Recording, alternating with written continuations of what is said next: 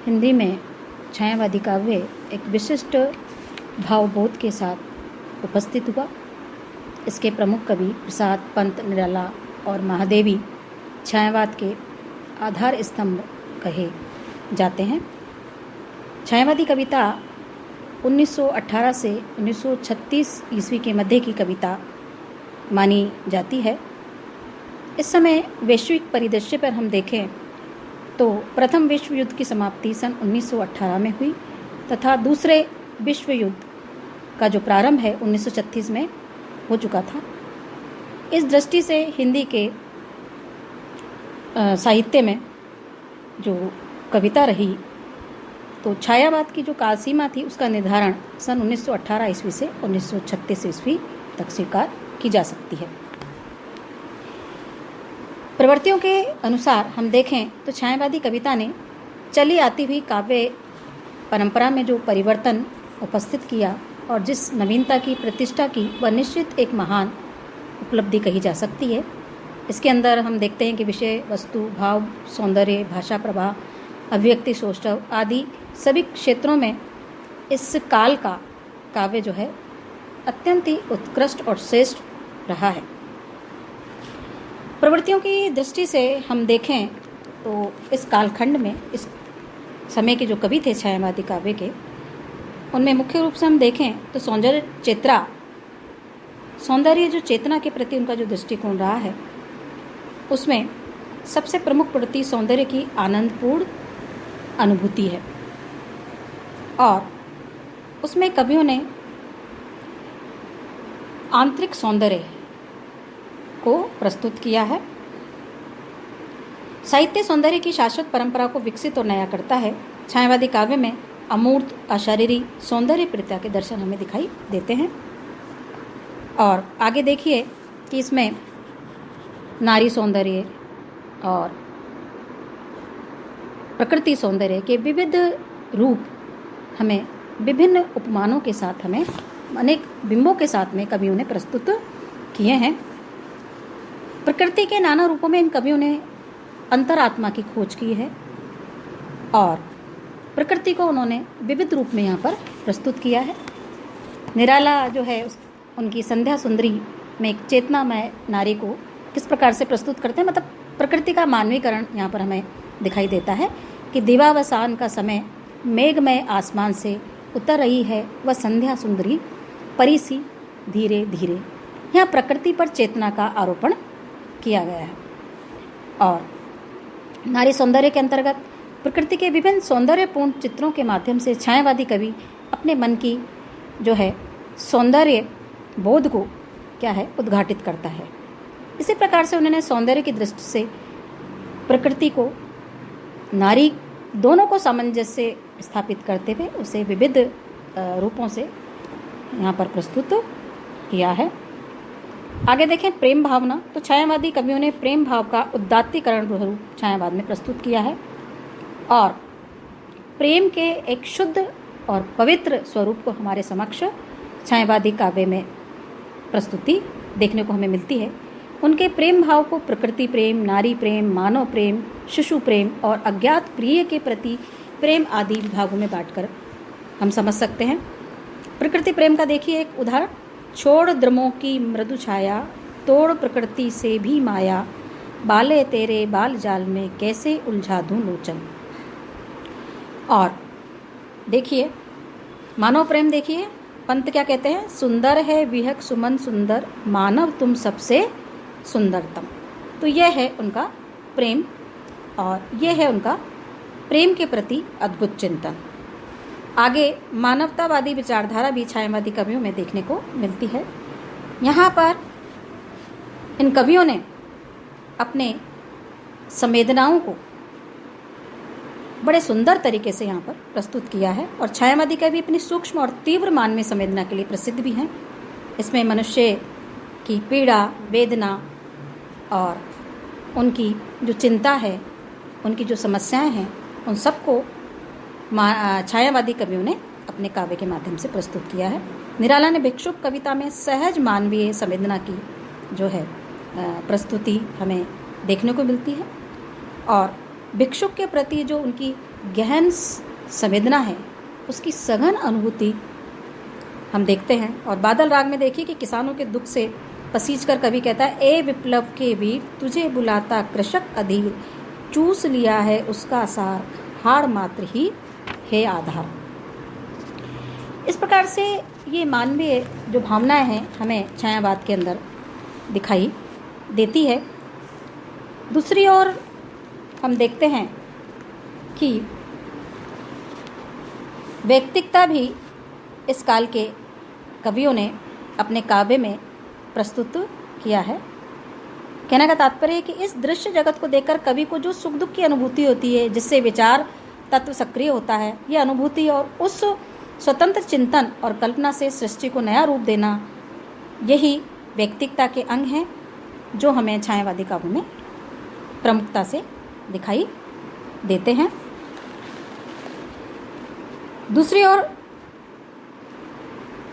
कवि का जो है अहम निजता, निराशा, दर्शन, चिंतन, हर्ष, विस्मय यहाँ खुल करके हमारे समक्ष आते हैं। तो निराला का देखिए यहाँ पर एक विश्वास देखिए इस कविता में, अभी न होगा मेरा अंत, अभी अभी ही तो आया है मेरे वन में मृदुल बसंत। यहाँ पंत की कविता में उनकी प्रेमानुभूति की सघनता हम देखते हैं।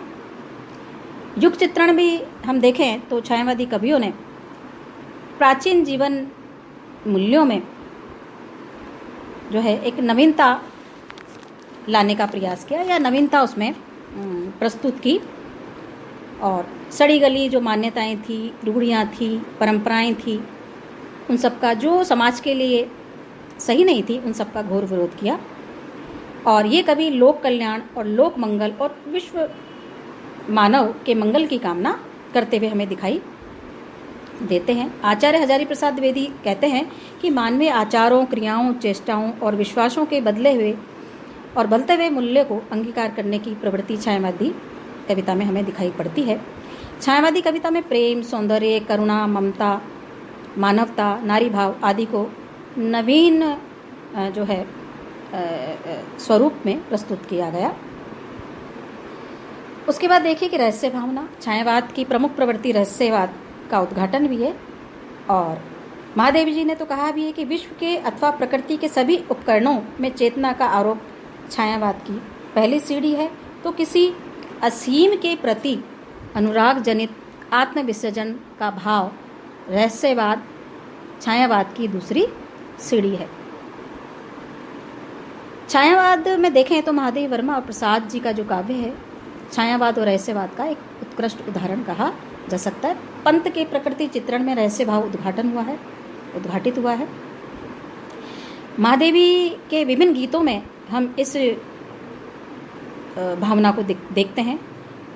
देखिए कि मधुर मधुर मेरे दीपक जल, युग युग प्रतिदिन प्रतिक्षण प्रतिपल, प्रियतम का पथ आलोकित कर।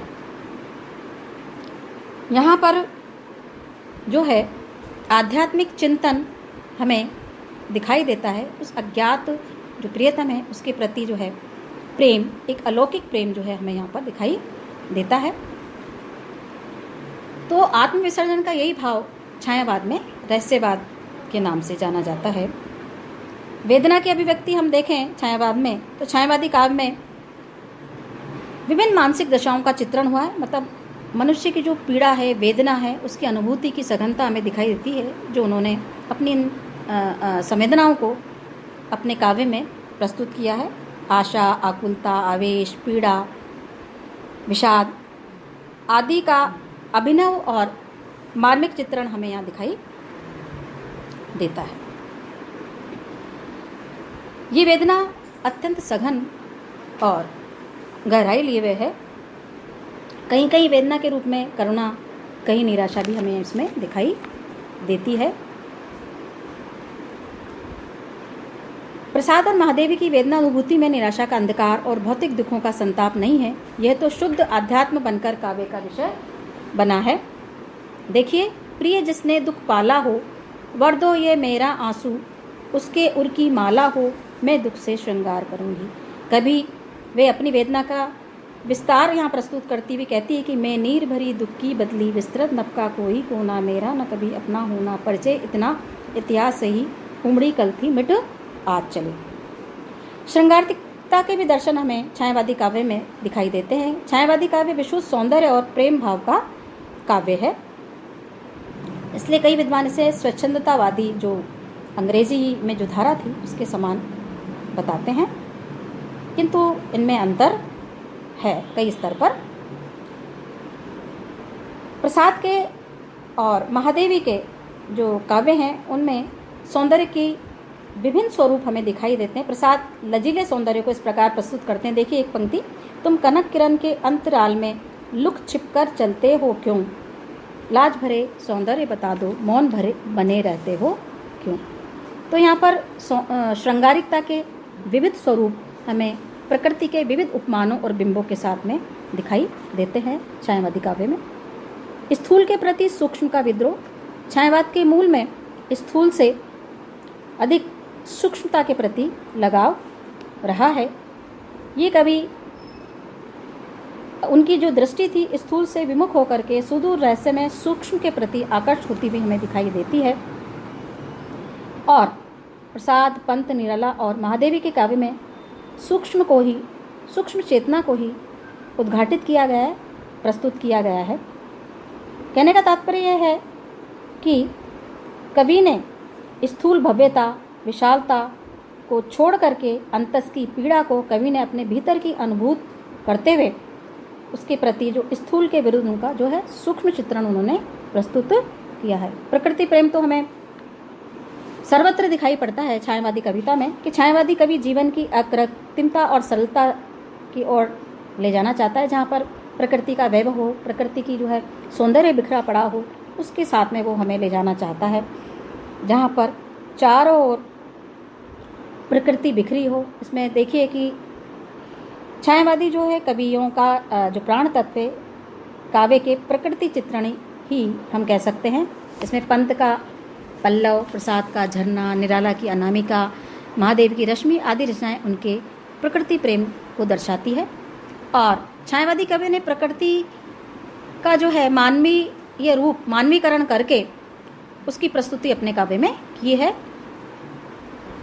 और आगे देखिए,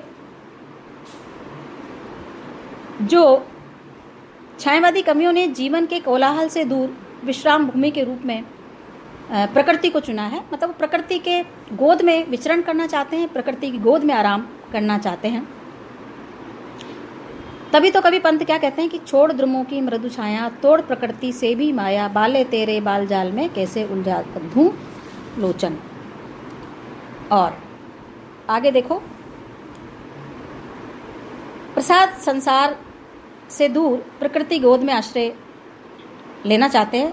कहते हैं कि ले चल मुझे भुलावा देकर मेरे नाविक धीरे धीरे, जिस निर्जन सागर में लहरी, अंबर के कानों में गहरी, निश्चल प्रेम कथा कहती हो, तज कोलाहल अवनीरे। मतलब वो इस संसार की जो कोलाहल से दूर प्रकृति की गोद में विश्राम या शांति प्राप्त करना चाहते हैं, शांति की खोज वो करना चाहते हैं।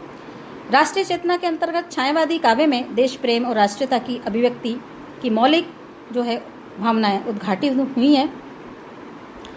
उस समय का जो समय हम देखते हैं तो हमारा देश आज़ादी के लिए संघर्ष कर रहा था, और ये सब कुछ कवियों ने उस युग का जो चिंतन है, उस युग का जो परिवेश है, उसको उसमें अपनी कविताओं में दर्शाया है। और राष्ट्रीय कविताएं का सृजन करके, राष्ट्रीय भाव से अनुभूत ओतप्रोत कविताओं का भी उन्होंने सृजन करके स्वदेश प्रेम, राष्ट्र प्रेम और देश प्रेम के भाव को यहाँ पर उद्घाटित किया है। सभी छायावादी कवियों ने राष्ट्रीय चेतना के लिए काव्य में अनुभूतियों को प्रस्तुत किया है। तो देखिए प्रसाद क्या कहते हैं कि अरुण ये मधुमेह देश हमारा, जहाँ पहुँच अनजान क्षितिज को मिलता एक सहारा। वहीं पंत कहते हैं भारत माता ग्राम वासिनी, खेतों में फैला है श्यामल, दूर भला मेला सा आंचल, गंगा यमुना में आंसू जल, मिट्टी की प्रतिमा उदासनी, भारत माता ग्राम वासिनी।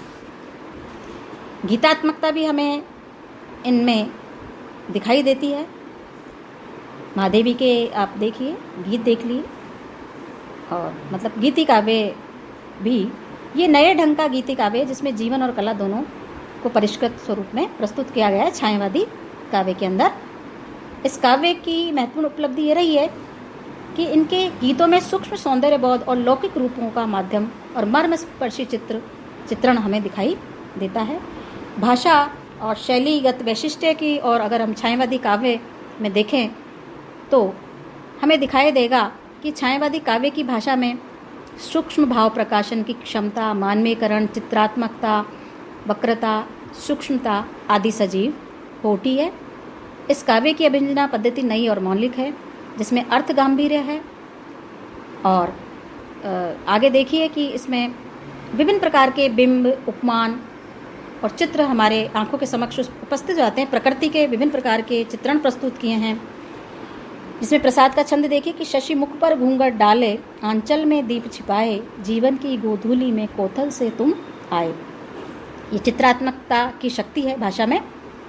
आगे देखिए कि भाषा और शब्द शोधन हमें प्रसाद, पंत, निराला, महादेवी चारों ही कवियों की काव्य में हमें दिखाई देता है, जो अत्यंत उत्कृष्ट है। छायावादी कवियों की शैली में प्रतीकात्मकता, बिंबात्मकता की विशिष्ट छवि है। और इस प्रकार से अनेक प्रकार के जो है अलंकारों का भी इन्होंने प्रयोग किया है। ये अलंकार नवीन प्रकार से प्रस्तुत इनकी कविता में हुए हैं। इन अलंकारों में मानवीकरण और विशेषण विपर्य का अत्यंत सुंदर और संयुक्त प्रयोग हमें छायावादी काव्य में देखने को मिलता है। मतलब कुल मिलाकर के हम कहें कि छायावादी काव्य हिंदी साहित्य में नए भाव और नए शिल्प के साथ सुसज्जित होकर के हमारे समक्ष प्रस्तुत होता है। और काव्य प्रवृत्तियों की दृष्टि से यह काल अत्यंत महत्वपूर्ण, और हिंदी में छायावादी काव्य एक विशिष्ट